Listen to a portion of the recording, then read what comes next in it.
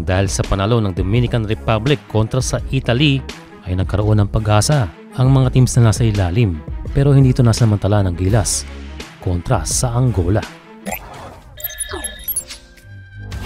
Sa game na ito ay nasilayan na si CJ Perez at ang limited minutes last game na si Kai Sotto. Pero again, nagkaproblema na naman itong si Kai dahil tulad ng sa Dominican Republic ay na-foul trouble na naman. Well, hindi madaling kalaban itong Angola dahil mga athletic din at matibay si depensa. Hirap na hirap at hingal na hingal si Jordan Clarkson dahil sa ganda ng depensa sa kanya. I-double team ka ba naman ng dalawang 6'9" na bato-bato ang katawan? Ibig sabihin ay nag-prepare talaga ang Angola kontra kay JC. Pero ang good thing naman ay nakapag-contribute ang iba sa kabila ng nawawalang opensa na JC.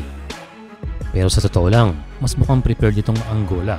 Halos lahat ng statistics ay lamang sila kontra sa Gilas. At base nga sa mga data ay may mga bagay na nag-focus itong Angola. Sabi nga ng isa nilang player ay utak ang kanilang ginamit. Well, kitang-kita naman ang discarding ginawa ng Angola. Ginamit ang size advantage at trap defense para ma-contain si Jordan Clarkson. At sa kabilang banda naman ay maalat ang ating shooting na na-take advantage ng Angola. Late ang pinasok si Renzo Bando na ginawang defensive stopper para sa point guard, pero limited minutes pa rin para sa kanya. At agree dito ang isang FIBA commentator. Well, late na yan naisip dahil okay ang laro ni Pogoy. Pero iba rin talaga ang energy na naibibigay ni Abando kapag nasa loob ng court. Ang lapses natin sa game na ito, tayo ay out-rebounded, mas maganda ang depensa ng Angola at hindi napigilan ng mga fast break ng African champion. Nabanggit kaya yun sa coaching o sadya talagang mautak itong Angola? Ang tangi na lang pag-asa ng Gilas ay matalo ang Angola kontra sa Dominican Republic at dapat nating matalo ang Italy at least by 13 points sa next game.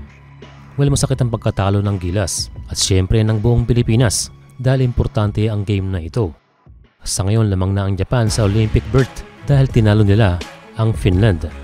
Kaya ang laro kontra sa Italy ay magiging basehan ng ating tsansa sa second round kung tayo pa ba ay uusad. Sa ngayon ay trending na naman si Coach Chot Reyes. Expected na siya na naman ang pag-iinitan ng fans.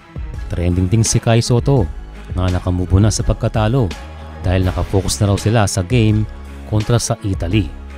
Sa ngayon ay hintayin natin ang laban kontra sa Italia dahil yun na lang ang tanging pag-asa ng ating pambansang koponan. Sana tayo makapanalo na para sa bayan.